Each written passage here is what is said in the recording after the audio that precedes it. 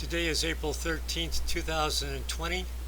As a side note, a point in history where the world is locked down due to the pandemic caused by the coronavirus 19 stands to reason a lot of people are starting to feel a little melancholy about their situation, so I'm dedicating this presentation to overcoming melancholy.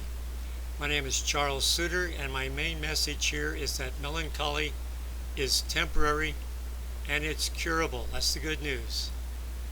Melancholy is often caused by a perceived loss of control over your life, and I'm going to be presenting that that's a misnomer at this point. You have lots of control over your life.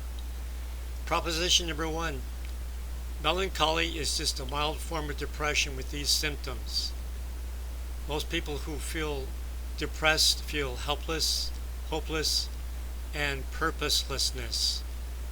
Helplessness is a perceived lack of control over one's life, and certainly your options are greatly narrowed during this pandemic, but you still have control over the most important things in your life, as I will explain. Hopelessness, a perceived lack of belief life will change for the better. With a continued onslaught of people who have caught the virus, who have died from it, things are looking rather bleak at the moment.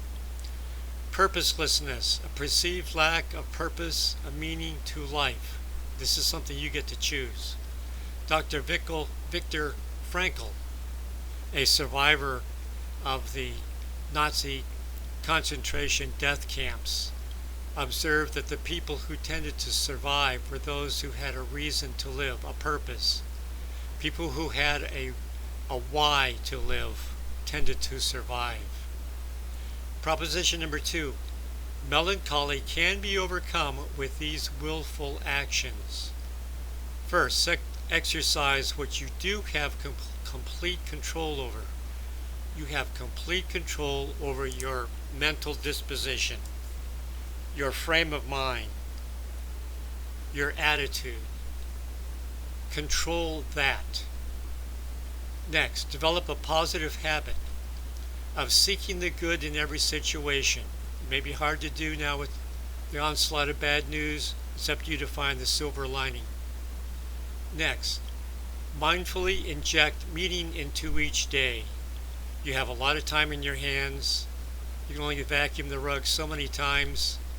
Boredom tends to set in. Melancholy is inflated. One thing you can do is to put your time to good use. You can control what you do with your time. Once you define your meeting, devote some of your time to your purpose. Proposition number three: melancholy can be overcome with these willful beliefs. We talked about actions. Here are some beliefs. If it is to be, it is up to me. You need to control your thoughts to support your purposes. Devote your time where it will do the most good. Next, life gets better when I do better. Mentally visualize a desired future. You have defined a purpose. You have defined how you want life to be when this pandemic is over. Spend some time visualizing on that.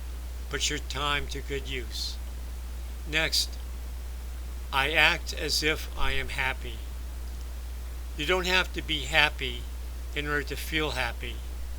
Once you begin acting as if you were happy, you'll begin to feel happier. So act the way you want to feel. So I have presented the fact that melancholy is temporary and curable. There's things that you can do to overcome melancholy with willful actions and willful beliefs. And in the words of Winston Churchill, never, never, never give up. That's all for now. Remember to stay positive. You'll be happier, healthier, and live longer.